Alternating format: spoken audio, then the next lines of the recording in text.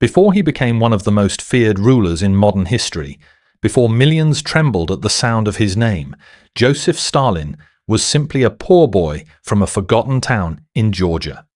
Born into poverty, scarred by disease, and raised in a home filled with violence, few could have imagined that this fragile child would one day rise to absolute power and reshape the 20th century through fear, ambition, and ruthless determination. But dictators are not born overnight. They are forged. And the story of Joseph Stalin begins not in the halls of power in Moscow, but in a small Georgian town on the edge of the Russian Empire. The man history would remember as I was born, Ioseb Vissarionis Dzeyugashvili, on December 18th, 1878, in the small town of Gori, located in eastern Georgia. At the time, Georgia was part of the vast Russian Empire ruled by the Tsars. The empire stretched across continents, but for ordinary people living in places like Gori, life was difficult, uncertain, and deeply unequal. The name Joseph Stalin did not yet exist. In fact, Stalin, meaning man of steel, would become his chosen identity many years later. To family and friends, he was simply known as Soso, a common Georgian nickname. His father, Bessarion Jughashvili, known locally as Beso, worked as a cobbler. For a brief period, his small workshop provided the family with a modest living. But as industrial methods transformed the shoemaking trade, Beso struggled to adapt. His business failed, poverty tightened its grip on the family, and life became increasingly difficult. Stalin's mother, Ketevan Geladze, often called Keke, had already endured heartbreaking tragedy before his birth, and 2 of her children had died in infancy, leaving her devastated. So when her 3rd son survived, she devoted herself completely to him. To her, Soso represented hope. He was the child who had lived, the child who would succeed where others had not. She dreamed of giving him a better future, one far removed from the hardship that surrounded them. But the household into which young Soso was born was far from peaceful. His childhood was marked by constant conflict. His parents argued frequently, and his father's growing addiction to alcohol made life increasingly unstable. Witnesses later described Beso as unpredictable and violent. He would disappear for days or even weeks, only to return drunk and angry. Physical abuse became a regular part of family life. Both Stalin and his mother suffered beatings. Violence was not an occasional occurrence. It became part of the environment in which he grew up. Many historians believe these early experiences left deep psychological scars. In a world where fear and violence were constant companions, emotional toughness became a means of survival. Compassion often appeared as weakness. Trust was dangerous. Survival demanded hardness. Eventually, Keke reached her limit. When Stalin was still a young boy, she left her husband and sought refuge among relatives and sympathetic members of the local community. Life remained difficult. To support herself and her son, she worked long hours as a cleaner and laundress in wealthy homes. The work was exhausting, but she never abandoned her dream. She believed her son was destined for something greater, and in her mind there was only one respectable path to success. She wanted him to become a priest. For a brief time, it appeared that her dream might come true. In 1888, through the support of local church officials and community connections, Soso gained admission to the Gori Church School. Almost immediately, he distinguished himself. He was intelligent, disciplined, and exceptionally capable. His academic performance impressed his teachers, and he quickly rose to the top of his class. For a poor Georgian boy, education represented one of the few opportunities to escape poverty, and Stalin seized that opportunity with determination. Yet once again, hardship found him. Around the age of 7, he contracted smallpox during a devastating epidemic. The disease nearly killed him. Although he survived, it left permanent scars across his face, scars that would remain visible for the rest of his life. A few years later, another tragedy struck. At the age of 12, he was seriously injured in an accident involving a horse-drawn carriage. His left arm was badly damaged. Months of recovery followed, but the injury permanently limited the arm's movement, leaving it shorter and weaker than the other. Poverty, disease, violence, disability. By almost every measure, life seemed determined to break him. Yet somehow, Soso endured. Each hardship seemed to strengthen his resolve. Every obstacle taught him how to survive. In many ways, the brutal realities of his childhood became the foundation upon which his future personality was built. His academic success eventually earned him admission to the Tiflis Theological Seminary in 1894, one of the most prestigious religious institutions in the Caucasus region. For his mother, it was the fulfillment of a lifelong dream. Her son was on the path to becoming a priest, but the seminary would transform his life in ways she never imagined. Life inside the institution was rigid and oppressive. Students lived under constant supervision. Rules governed nearly every aspect of daily life. Independent thinking was discouraged, and discipline was harsh. The seminary reflected the authoritarian nature of the Russian Empire itself, demanding obedience above all else. For the young Stalin, resentment slowly began to grow. The institution that was supposed to strengthen his faith had the opposite effect. At some point during his years there, he abandoned religion entirely. The exact reasons remain unclear. Some historians believe he became disillusioned by what he viewed as hypocrisy within the church. Others argue that exposure to revolutionary literature opened his mind to new ideas that challenged everything he had been taught. Whatever the cause, the future priest began moving in a very different direction. Instead of studying scripture, he secretly read books that had been banned by the authorities.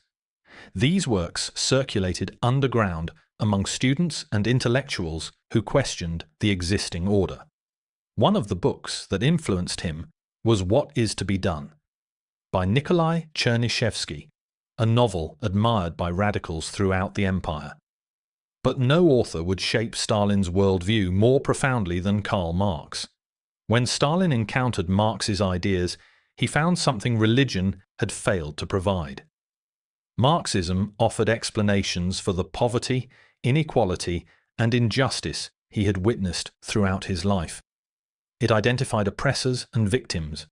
It promised change. Most importantly, it offered revolution. The young seminary student became captivated. He began attending secret socialist meetings and underground political discussions. He immersed himself in revolutionary thought. The obedient future priest was disappearing. In his place emerged a committed revolutionary, and he was far from alone. Across the Russian Empire, dissatisfaction was growing. By the end of the 19th century, Russia remained one of the largest empires in the world, ruled by czars who exercised near-absolute authority. Unlike many nations in Western Europe, Russia possessed little democratic tradition. Political power rested in the hands of the Tsar, the aristocracy, and the Orthodox Church. On the surface, the empire appeared powerful. Its territory stretched across vast distances. Its military was enormous. Its rulers projected strength and confidence. But beneath that image lay a fragile reality. Millions of people lived in poverty. Economic development lagged behind much of Europe. Serfdom, a system resembling slavery, had only been abolished in 1861. Industrialization was creating crowded cities filled with factory workers who endured dangerous conditions, low wages, and little hope for advancement. As these tensions intensified, radical political movements gained support. Socialists, Marxists, anarchists, and revolutionaries of all kinds attracted followers among workers, students, and intellectuals. They demanded reform. Some demanded revolution. Yet Tsar Nicholas II seemed unable to grasp the severity of the crisis. Politically inexperienced and often indecisive, he struggled to address the growing unrest that was spreading throughout his empire. It was within this atmosphere of instability and mounting tension that a young Georgian revolutionary began taking his first steps toward power. His name was Ioseb Yugashvili, but history would remember him by another name: Stalin. By the turn of the century, Stalin had abandoned religion completely. The quiet seminary student was gone. In his place emerged something far more dangerous: a revolutionary willing to challenge authority, break laws, and eventually spill blood in pursuit of political change. But Stalin was no ordinary activist. To finance revolution, he would soon embrace crime, violence, and underground warfare, transforming himself into one of the Russian Empire's most wanted men. And that is where our story continues. By 1899, the transformation was complete. The once promising seminary student had abandoned the path of religion entirely. The future priest his mother had dreamed of was gone. In his place stood a young revolutionary convinced that the Russian Empire could only be changed through struggle. At first glance, Stalin's life appeared ordinary. After leaving the seminary, he found employment at the Tiflis Meteorological Observatory, where he worked as a clerk and assistant meteorologist. The position was modest and unremarkable. To outsiders, he seemed like just another young man trying to earn a living. But behind that ordinary existence, another life was taking shape. While working during the day, Stalin spent his evenings immersed in underground political circles. He attended secret meetings, spoke with factory workers, and helped organize groups increasingly frustrated with the oppressive rule of the Russian Empire. Across the empire, factories were becoming breeding grounds for anger. Workers endured long hours, dangerous conditions, and miserable wages. For ambitious revolutionaries like Stalin, this growing frustration represented opportunity, a dangerous life. He was no longer simply studying revolutionary ideas. He was spreading them, passionately, aggressively, and with increasing confidence. Unsurprisingly, his activities attracted attention. The Russian Empire maintained a powerful secret police organization known as the Okhrana. Their mission was simple: identify political dissidents and destroy revolutionary movements before they could threaten the Tsar's authority. To the authorities, men like Stalin were dangerous. But to Stalin, danger only made the cause more exciting. Soon he formally joined the Russian Social Democratic Labour Party, known as the RSDLP. The organization was illegal, and membership carried enormous risks.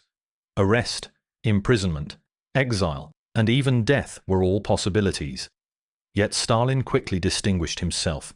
He possessed qualities many revolutionaries lacked: discipline, patience, and a willingness to do things others hesitated to do. He infiltrated worker organizations, encouraged strikes, and helped coordinate resistance against the government. While many activists spoke about revolution in theory, Stalin preferred action, real action, hard action, illegal action. He believed results mattered more than rules. If revolution required robberies, extortion, or violence, then so be it. If change demanded dirty hands, he was prepared to get his dirty. This ruthless practicality earned him growing respect among radicals. Some admired him for his commitment, others feared him for his methods, but nearly everyone agreed on one thing: Stalin was becoming dangerous. As police pressure intensified in Tiflis, Stalin relocated westward to the industrial port city of Batumi, situated near the Black Sea.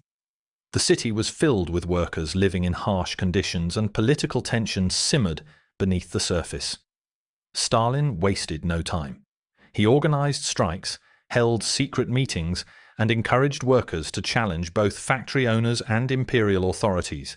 His speeches grew bolder, and his influence expanded. Then the situation exploded. In 1902, protests in Batumi escalated into violent confrontations. Russian authorities responded with force. Troops and police opened fire on demonstrators. Blood stained the streets. Lives were lost. For many activists, such violence would have inspired caution. For Stalin, it had the opposite effect. Rather than retreating, he intensified his efforts. He helped organize demonstrations against the government and became involved in attempts to free imprisoned revolutionaries. Eventually, the authorities decided enough was enough. They arrested him. For many revolutionaries, prison marked the end of a political career. For Stalin, it was only the beginning. The following year, he received his sentence. 3 years of exile in Siberia. Thousands of miles from the political centers of the empire. Far from cities, far from supporters, far from revolution. Siberia was designed to break people. Its frozen wilderness stretched endlessly across eastern Russia, isolating dissidents from society and burying them in loneliness and hardship. The Tsarist government believed exile could silence even the most determined opponents, but they underestimated Stalin. He had no intention of staying. Within a remarkably short time, he escaped. It would become one of the defining patterns of his early revolutionary career: arrested, exiled, escape, again and again. Each time the authorities captured him, he found a way back. Each successful escape strengthened his reputation within revolutionary circles. To supporters, he appeared fearless, untouchable, a man who simply refused to surrender. But beneath the growing legend, something deeper was happening. Years of secrecy, paranoia, and constant pursuit were changing him. The hunted revolutionary was becoming harder, more calculating, more ruthless, and more dangerous. At the same time, the revolutionary movement itself was beginning to fracture. Within the Russian Social Democratic Labour Party, bitter disagreements emerged over a crucial question: who should lead the revolution? In 1903, the movement split into 2 rival factions. The Mensheviks believed in building a broad movement supported by large numbers of ordinary people. The Bolsheviks believed something very different. Led by Vladimir Lenin, they argued that revolution required discipline, organization, and a tightly controlled group of committed revolutionaries willing to seize power by force if necessary. For Stalin, the choice was obvious. He gravitated toward Lenin's Bolsheviks almost immediately. Their philosophy matched his own instincts perfectly. Centralized authority, hard decisions, no compromise, and no weakness. Although Stalin and Lenin had not yet developed a close relationship, Lenin was beginning to notice the young Georgian operative whose effectiveness and willingness to act ruthlessly set him apart from others. And Stalin, in turn, deeply admired Lenin.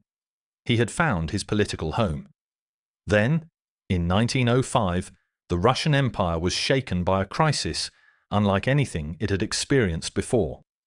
On January 22nd, thousands of peaceful protesters marched through St. Petersburg. They carried petitions and hoped to appeal directly to Tsar Nicholas II for reform. Instead, they were met with gunfire. Imperial troops opened fire on the crowd. The massacre became known as Bloody Sunday. Shockwaves rippled throughout the empire. Strikes erupted. Riots spread. Revolutionary movements gained momentum. Suddenly, the idea of revolution no longer seemed impossible. It seemed close. Very close. In Georgia, Stalin seized the opportunity. He organized armed Bolshevik groups and emerged as one of the movement's most important local leaders. But these organizations increasingly resembled something more than political movements. They resembled criminal networks. Bank robberies, weapons smuggling, illegal operations, and violent raids became part of their activities. To Stalin, morality mattered less than results. The revolution required money, and money had to come from somewhere, even if obtaining it meant bloodshed. By 1907, Stalin had earned a reputation throughout Bolshevik circles. He was ambitious, efficient, and completely willing to use violence when necessary. Then came the operation that would make him infamous: the Tiflis bank robbery. On June 26, 1907, in broad daylight in the center of Tiflis, a heavily guarded stagecoach carrying vast amounts of government money moved through the city streets. What happened next shocked everyone who witnessed it. Explosions ripped through the air, gunfire echoed across the city, chaos erupted, smoke filled the streets. Terrified civilians ran for cover as horses collapsed and panic spread in every direction. When the violence finally ended, revolutionaries connected to Stalin had escaped with an enormous fortune intended to finance Bolshevik operations. To supporters, it was an act of revolutionary necessity. To critics, it was terrorism.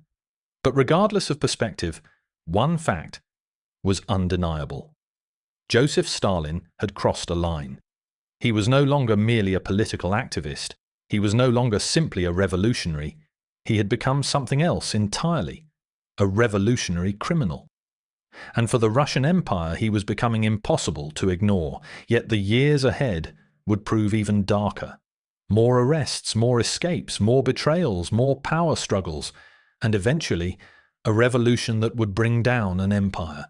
But before Stalin could rule millions, before he could become one of the most powerful men on earth, he would first have to survive the chaos of revolution itself. And in the shadows of Europe, forces were already gathering that would soon change the course of history forever. By 1907, Joseph Stalin was no longer an obscure revolutionary hiding in the shadows.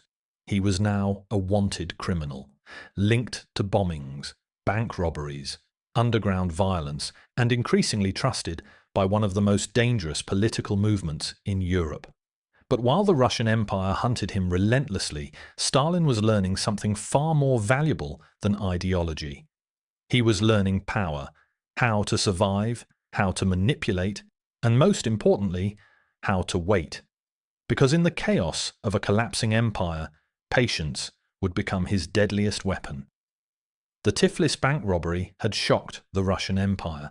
In broad daylight, revolutionaries connected to Stalin had stolen enormous sums of money through violence and explosives, leaving chaos in the streets and panic in their wake.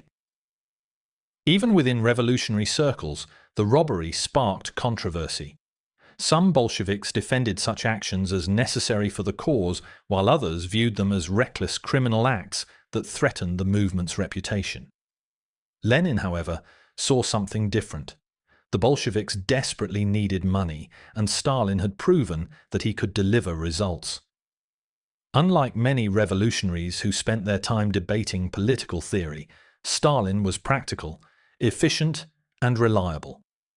If a task required secrecy, discipline, or ruthlessness, he could be trusted to carry it out.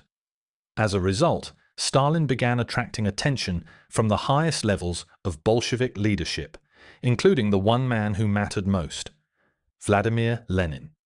Yet Stalin's rise would be anything but smooth.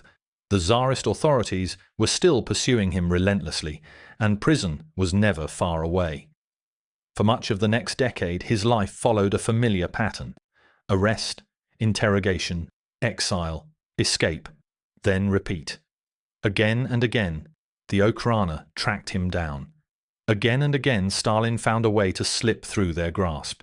Between 1908 and 1913, he was arrested multiple times and sent to remote corners of the empire. But exile failed to tame him. Instead, it hardened him. Each imprisonment left its mark. Stalin became more suspicious, more secretive, and increasingly emotionally detached. Life underground taught him brutal lessons. Trust very few people. Reveal as little as possible. Never allow others to see weakness. Many revolutionaries broke under the pressure of constant surveillance and persecution. Stalin adapted. Survival became second nature. And in the years ahead, that instinct for survival would become one of his greatest political weapons. During this period, another transformation was taking place. Stalin was beginning to reinvent himself.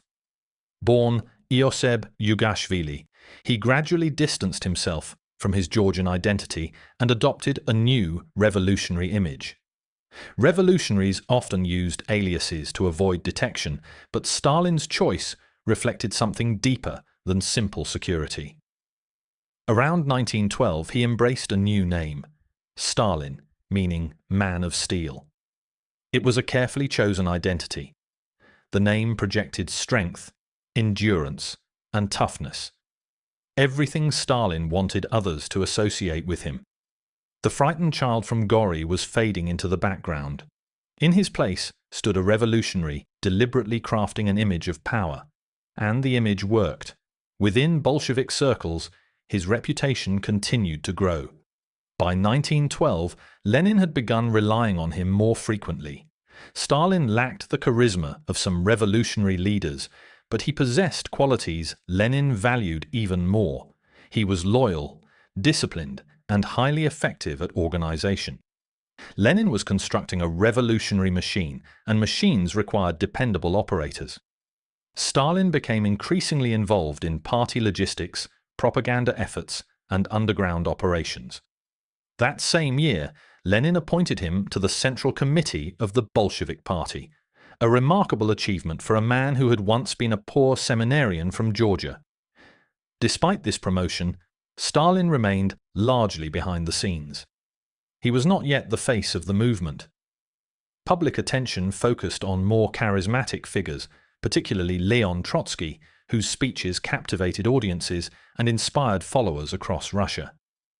Compared to men like Trotsky, Stalin seemed ordinary, quiet, reserved, almost forgettable. Few people realized that beneath this unremarkable exterior lay immense ambition and extraordinary patience. Just as Stalin's influence was expanding, disaster struck once again. In 1913, authorities arrested him for another time. This time, the punishment was severe. He was sent to one of the most isolated regions in the Russian Empire, the frozen wilderness of Turkhansk in Siberia. Unlike previous exiles, escape from this remote region was nearly impossible.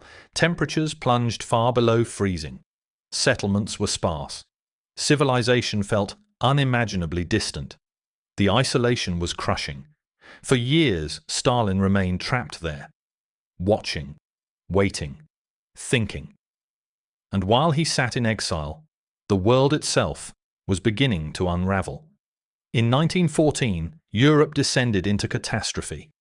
The outbreak of the First World War transformed the continent overnight. Millions of men marched to war as empires mobilized armies on a scale never before seen in human history. Russia entered the conflict with confidence and patriotic enthusiasm. But confidence soon gave way to disaster. Military defeats mounted. Food shortages spread across cities and villages.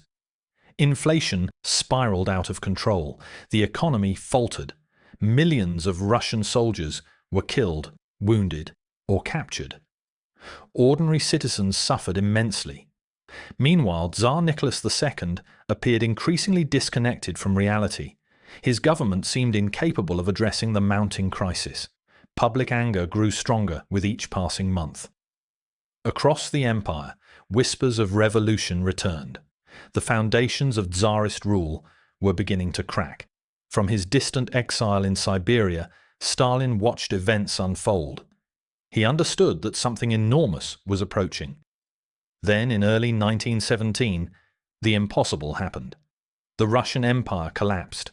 Mass protest erupted in Petrograd, the city formerly known as St. Petersburg. Workers abandoned factories. Soldiers mutinied against their officers. Crowds flooded the streets, demanding change. The Tsar lost control. After more than 3 centuries of Romanov rule, Nicholas II abdicated the throne. The monarchy that had dominated Russia for generations was finished. Suddenly, the empire stood without a ruler.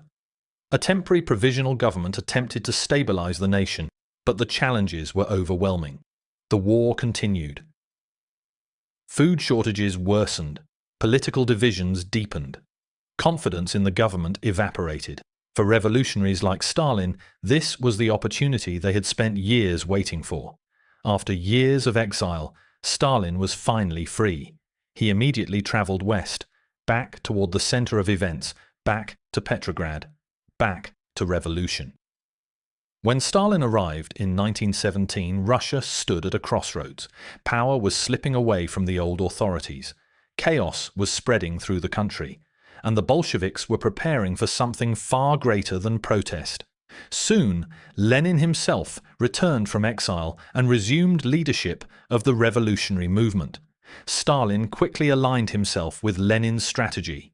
He helped manage party newspapers, coordinate operations, and strengthen Bolshevik organization behind the scenes. He was not yet the star of the movement.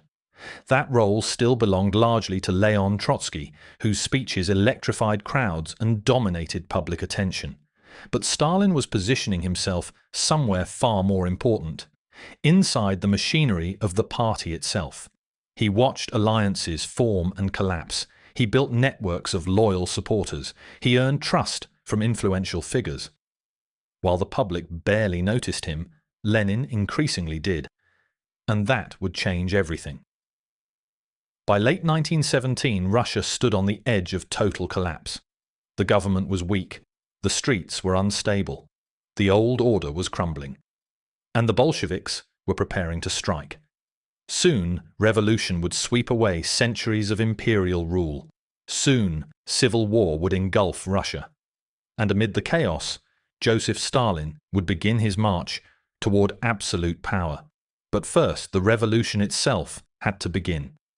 For years, Joseph Stalin had lived in the shadows, arrested, exiled, forgotten by many. But in 1917, everything changed. An empire was collapsing. Revolution was erupting. And in the chaos of war, famine, and political violence, Stalin saw opportunity. Because revolutions do not simply destroy old systems. They create openings. And while more famous men stood in the spotlight, Joseph Stalin quietly positioned himself for something much greater. Power. Absolute power. When chaos consumed the revolution, Stalin became the kind of man Lenin increasingly depended upon.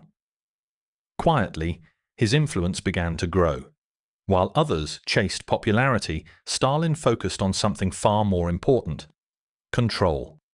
The Bolsheviks' victory did not bring peace. Instead, it plunged Russia into catastrophe. Civil war erupted across the country. On one side stood the Reds, the Bolsheviks. On the other stood the Whites, a loose coalition of monarchists, liberals, anti-communists, and foreign-backed forces determined to destroy the revolution. The conflict quickly became one of the bloodiest wars in Russian history. Cities starved, villages burned, disease spread through the population, millions suffered, executions became commonplace. Both sides committed terrible atrocities, and compromise vanished from Russian politics. For Stalin, the civil war became a proving ground. During the conflict, Stalin served in several military and political positions on behalf of the Bolsheviks. His responsibilities were often brutal. He secured supplies, enforced political loyalty, suppressed dissent, and ensured Bolshevik authority remained intact wherever it was threatened. Yet his methods frequently generated controversy. Stalin could be ruthless, merciless even. He often clashed with military commanders and sometimes ignored orders when he believed his own judgment superior. One of his most important conflicts emerged with Leon Trotsky, who commanded much of the Red Army. Trotsky believed military professionalism and strict discipline would save the revolution. Stalin distrusted intellectual elites and favored harsher, more direct methods. Slowly, a rivalry began to form. Though neither man fully understood it at the time, they were becoming political enemies. Enemies who would one day fight for control of an entire nation. As the war intensified, the Bolsheviks increasingly ruled through fear as much as ideology. Facing enemies on every side, Lenin introduced harsh emergency measures designed to preserve the revolution at any cost. Political opposition was crushed. The secret police, known as the Checker, expanded dramatically. Arrests multiplied. Executions increased. Censorship tightened. This period became known as the Red Terror. Thousands of people suspected of opposing Bolshevik rule were imprisoned or executed. Many revolutionaries viewed these measures as temporary sacrifices necessary for survival. But Stalin learned something far more significant. Fear worked. Violence worked. Control required force. It was a lesson he would never forget. By 1921, the Bolsheviks emerged victorious. The White Armies had been defeated. Foreign interventions had failed. The Soviet state survived. But victory came at an enormous cost. Russia lay devastated. Industry had collapsed. Agriculture was in ruins. Millions had died from war, famine, and disease. Even many loyal supporters of the revolution had become frustrated and exhausted. Across the country, unrest spread. Recognizing the danger, Lenin introduced a series of reforms known as the New Economic Policy, or NEP, temporarily relaxing government control over parts of the economy. The Bolsheviks had won the war, but governing the country proved far more difficult than seizing power. While Lenin focused on stabilizing the nation, Stalin focused on something else entirely: influence. In 1922, he received what many considered a relatively unimportant appointment. He became General Secretary of the Communist Party. At first glance, the position seemed administrative, routine, and largely unremarkable. Few viewed it as powerful. Fewer still viewed it as dangerous. That would prove to be a historic mistake. The position gave Stalin authority over party appointments. He could influence who received promotions, who gained positions of responsibility, and who rose through the ranks. Slowly and quietly, he began building a powerful political network. While others focused on speeches, ideology, and public recognition, Stalin focused on organization. He placed allies in key positions. He rewarded loyalty. He built relationships throughout the party structure. Piece by piece, he created a machine of influence that stretched across the Soviet system. Most of his rivals barely noticed what was happening. Meanwhile, Lenin's health began to deteriorate. Years of political struggle, revolution, and civil war had taken a severe toll on his body. In 1922, he suffered a stroke, then another, and another. His ability to govern weakened dramatically. As Lenin faded from active leadership, a question began to haunt the Communist Party. Who would replace him? Several powerful figures positioned themselves for the future. Most observers believed the answer was obvious. Leon Trotsky appeared to be Lenin's natural successor. He was brilliant, charismatic, and widely celebrated as a hero of the revolution and the Civil War. But Stalin possessed advantages that many underestimated: patience, organization, and a ruthless political instinct. Even Lenin himself began to worry about Stalin's growing power. In his final writings, later known as Lenin's Testament, he warned fellow party leaders that Stalin had become too powerful, too crude, and potentially too dangerous. He even suggested that Stalin should be removed from his position, but history had other plans. On January 21st, 1924, Vladimir Lenin died, and suddenly the struggle for control of the Soviet Union began. Trotsky believed he was Lenin's natural heir. Other party leaders fought for influence and advantage. Yet quietly, almost invisibly, Joseph Stalin had already begun moving pieces into place. The former seminarian from Georgia was preparing for the most dangerous battle of his life. A battle not against kings, not against empires, but against his own comrades. Officially, Vladimir Lenin had left no clear successor. Unofficially, however, most people assumed that Leon Trotsky would dominate Soviet politics after Lenin's death. Trotsky had helped lead the revolution, built the Red Army, and played a central role in winning the Civil War. His speeches captivated audiences. his reputation extended throughout the Soviet Union. Compared to Trotsky, Joseph Stalin appeared insignificant. He lacked charisma. He lacked public popularity. He lacked the revolutionary glamour that surrounded many of his rivals. But appearances can be deceptive. Because while others focused on public attention, Stalin already controlled something far more valuable. He controlled the party itself. Shortly after Lenin's death, Stalin made one of the most politically devastating moves of his career. Leon Trotsky failed to attend Lenin's funeral. Officially, illness and confusion over travel arrangements played a role, but Stalin seized the opportunity with remarkable skill. Standing prominently beside Lenin's coffin, he carefully presented himself as Lenin's most loyal disciple and natural political heir. Photographs spread throughout the Soviet Union. Images mattered. Symbolism mattered. Public perception mattered. Gradually, many ordinary party members began associating Stalin with Lenin's legacy. Meanwhile, Trotsky appeared absent, detached, distant from one of the most important moments in Soviet history. It was a political disaster for Trotsky, and Stalin knew exactly how to exploit it. Unlike many of his rivals, Stalin did not seek immediate domination. He played politics slowly and strategically. He understood something many revolutionaries failed to grasp.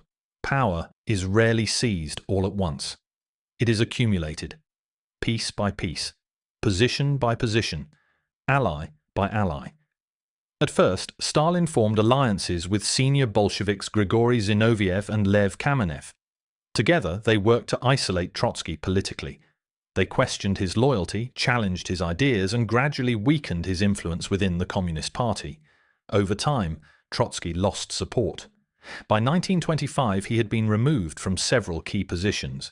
But Stalin was not finished. Because once Trotsky had been weakened, Stalin turned against the very allies who had helped him. This was one of Stalin's greatest political strengths. He rarely attacked directly. Instead, he waited.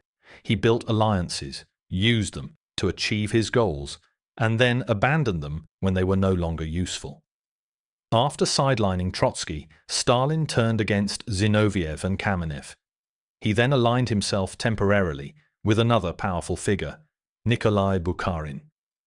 For a time, they worked together, but eventually Stalin turned against Bukharin as well. One by one, rivals fell. Some were removed from positions of influence, others were publicly humiliated. Many failed to understand what was happening until it was far too late. Because Stalin did not merely defeat his enemies, he isolated them politically, emotionally, and institutionally until resistance became almost impossible.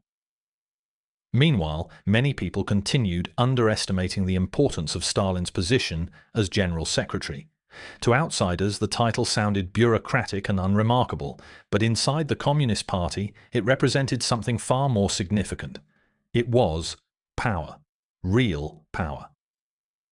Stalin controlled appointments, promotions, transfers, and access to opportunity. He placed loyal supporters in key positions throughout the Soviet Union. Thousands of party officials owed their careers to him, which meant thousands owed him loyalty. Slowly, an invisible network began to form. By the time his rivals recognized the danger, Stalin had already surrounded himself with supporters. The system itself was gradually beginning to belong to him. Yet one obstacle remained. Leon Trotsky. The rivalry between the two men reflected two very different visions of the Soviet future.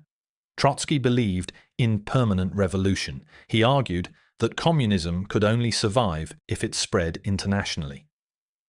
Stalin promoted a different idea: socialism in one country. Rather than waiting for worldwide revolution, he argued that the Soviet Union should strengthen itself first. After years of war, instability, and hardship, many Soviet citizens found Stalin's message more appealing. They wanted recovery, not endless struggle abroad. Politically, Stalin's position grew stronger, while Trotsky found himself increasingly isolated. In 1927, Trotsky was expelled from the Communist Party. Soon afterward, he was forced into exile.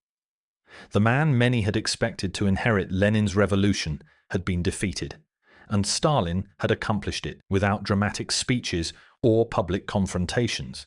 He had simply outmaneuvered him. By the late 1920s, the struggle for power was effectively over.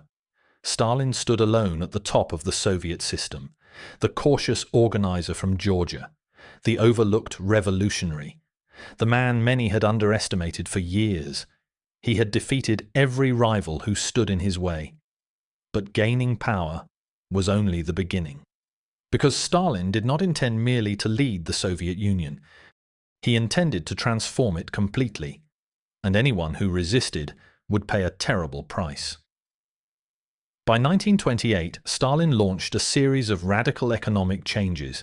He believed the Soviet Union remained dangerously weak compared to the industrial powers of the West. Industrialization had to happen quickly. Agriculture had to be brought under state control. The government had to dominate every aspect of national life.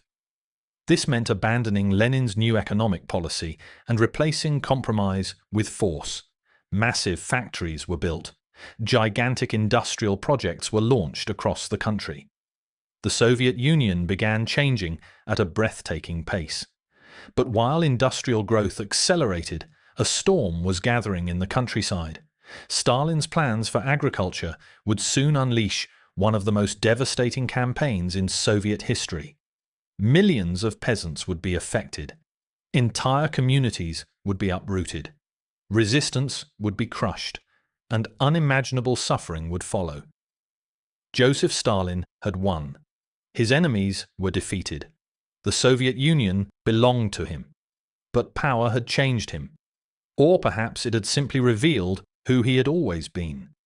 Because now Stalin was preparing to remake an entire nation through fear, control, and absolute authority. And for millions of ordinary people, the worst was yet to come. By the early 1930s, Stalin's campaign of collectivization had plunged much of the Soviet countryside into crisis.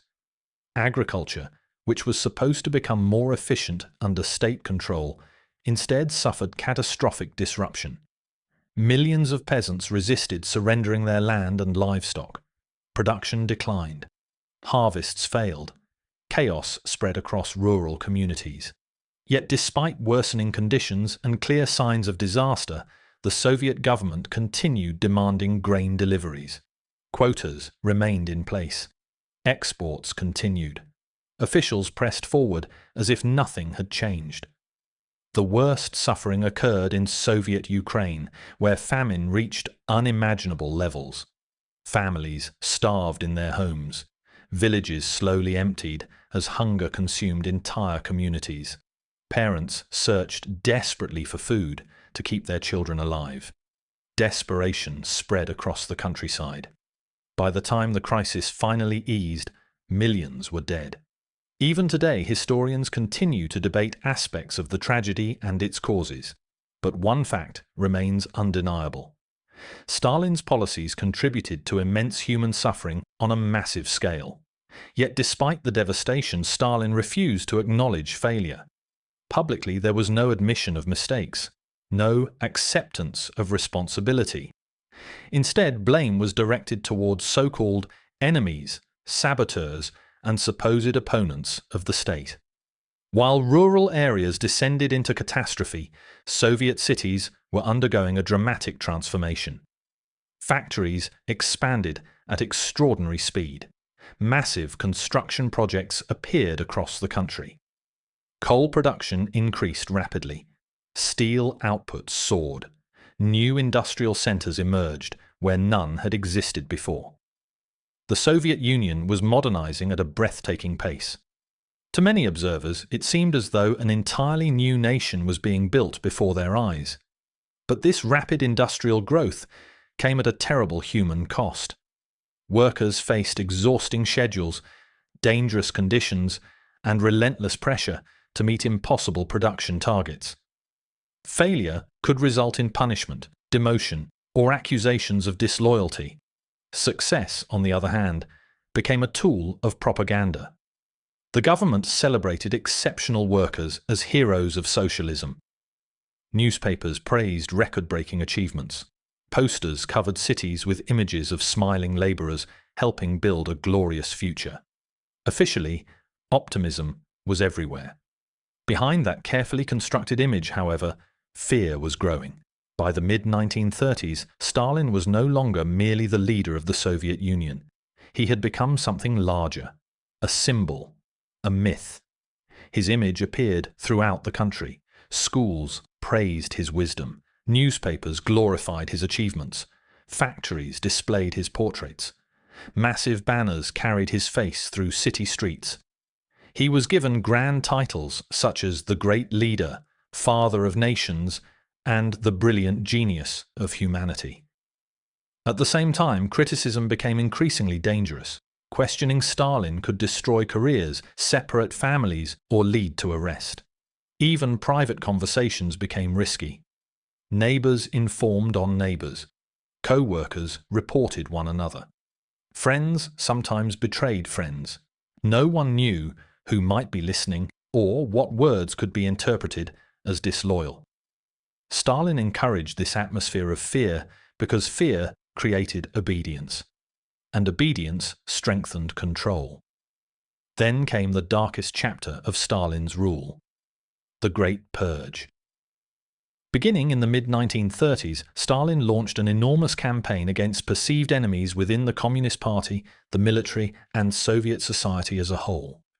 No one was beyond suspicion, not veteran revolutionaries, not senior military officers, not government officials, not ordinary citizens. Thousands were accused of treason, espionage, sabotage, and conspiracy.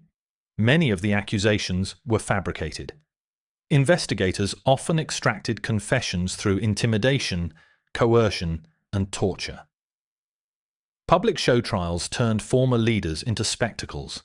Men who had once stood beside Lenin confessed to crimes that were often impossible or absurd. Some hoped cooperation might save their lives. Most were mistaken. Executions increased dramatically. Arrests spread across the country. Fear reached every level of society. Families awoke to discover relatives had disappeared during the night.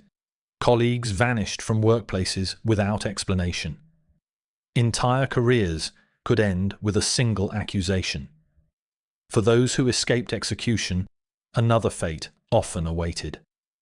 The Gulag, a vast network of forced labor camps stretched across the Soviet Union, from remote forests to frozen wilderness. Prisoners were sent to these camps for countless reasons. Some had committed genuine crimes. Many had not. In the gulags, inmates performed grueling labor under brutal conditions. They mined minerals, cut timber, built railroads, and worked on enormous construction projects. Life inside the camps was harsh beyond imagination. Freezing temperatures, hunger, exhaustion, disease, and relentless labor became daily realities. Many prisoners never returned. Millions would pass through the Gulag system over the decades. For countless families, the camps became symbols of loss, suffering, and uncertainty. Yet even this vast machinery of repression continued expanding. Stalin increasingly believed that enemies existed everywhere. Real or imagined, threats seemed to surround him. Paranoia gradually became state policy. Loyalty was never fully trusted. Even devoted supporters could suddenly find themselves accused of betrayal.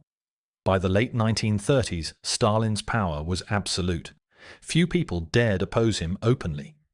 Most feared him. Even senior officials lived under constant anxiety. A knock on the door late at night could mean arrest, disappearance, or death. No position guaranteed safety. And yet the reality was complicated. Many Soviet citizens genuinely admired Stalin. Industrial growth was visible throughout the country. Literacy rates improved. Education expanded. The Soviet Union appeared stronger and more modern than it had been only a generation earlier. To supporters, Stalin had transformed a poor and vulnerable nation into a rising world power. To critics, That transformation had been achieved through terror, repression, and immense human suffering. As these conflicting realities shaped Soviet life, another crisis was approaching, one greater than famine, greater than political purges, greater even than revolution. War. Across Europe, tensions were rising, nations rearmed, alliances shifted. The continent drifted steadily toward catastrophe, and in Germany, a new dictator had risen to power, a man whose ambitions threatened the entire European order. His name was Adolf Hitler. Soon, Joseph Stalin would face the greatest challenge of his rule, a conflict that would determine not only his own survival, but the future of the Soviet Union itself. The deadliest war in human history was about to begin. A war so devastating it would kill tens of millions, destroy entire cities, and push the Soviet Union to the brink of collapse. Because in 1941, Joseph Stalin made the greatest mistake of his political life. He trusted Adolf Hitler, and the consequences nearly destroyed everything he had built.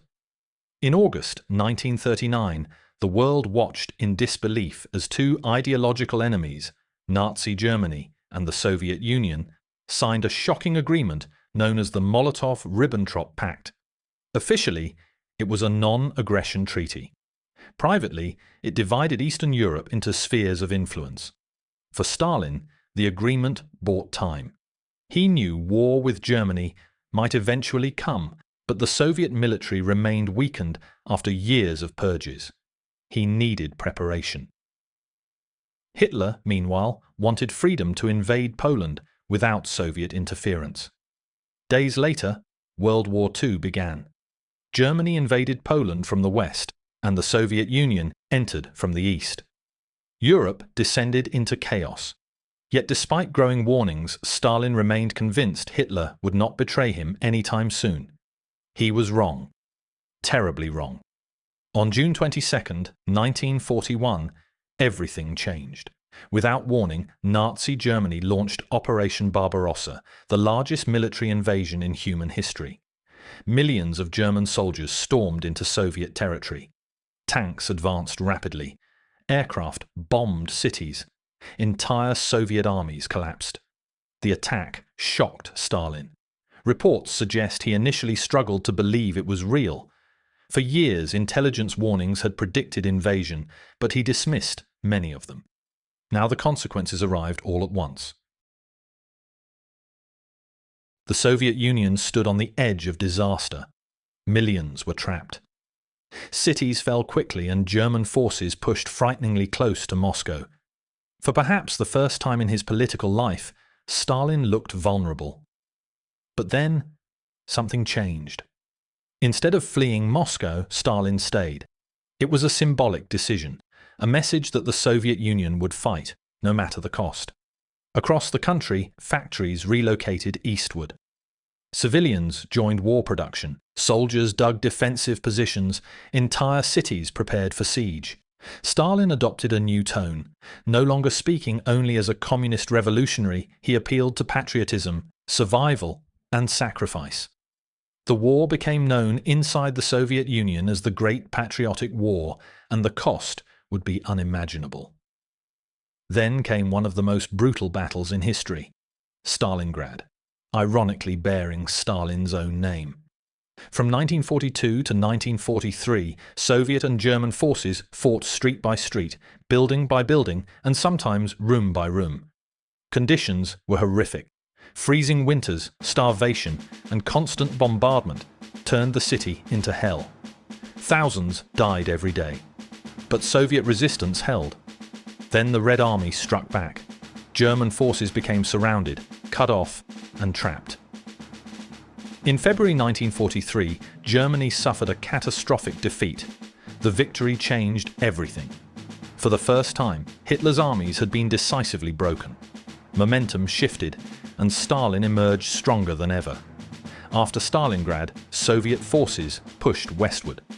Battle after battle, city after city, the Red Army reclaimed lost territory and advanced toward Germany itself.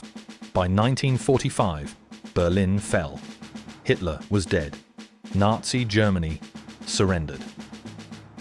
The Soviet Union emerged victorious, but victory came at an enormous cost. Historians estimate the Soviet Union lost more than 20 million people during the war.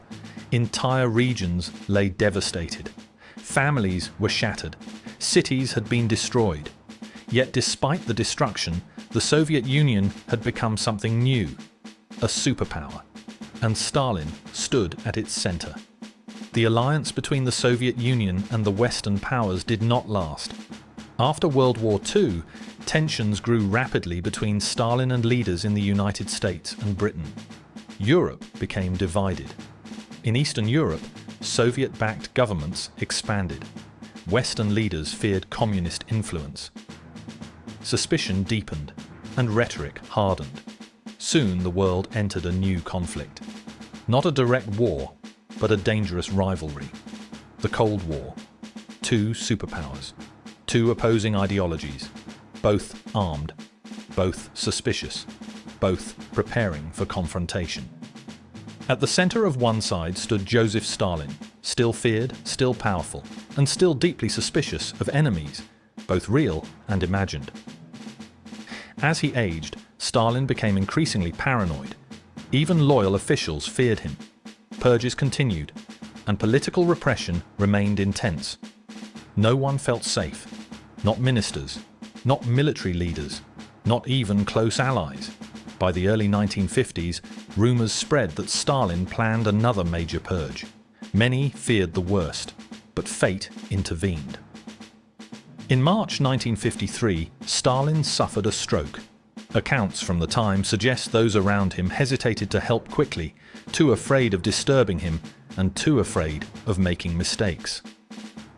On March 5, 1953, Joseph Stalin died. He was 74 years old.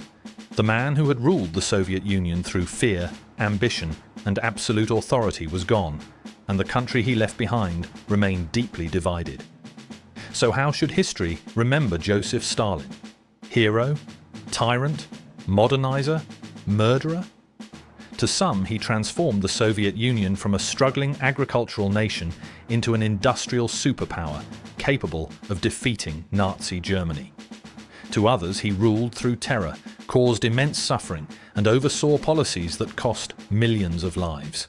Even today, debate continues. What cannot be debated, however, is Stalin's impact on history. Few individuals shaped the 20th century more dramatically. He helped build a superpower, redrew borders, changed global politics, and left scars still remembered generations later. The poor boy from Gori, the seminarian who rejected faith, and the revolutionary criminal had become one of the most powerful and feared men the world had ever known. And history would never forget his name. Joseph Stalin. Series ending.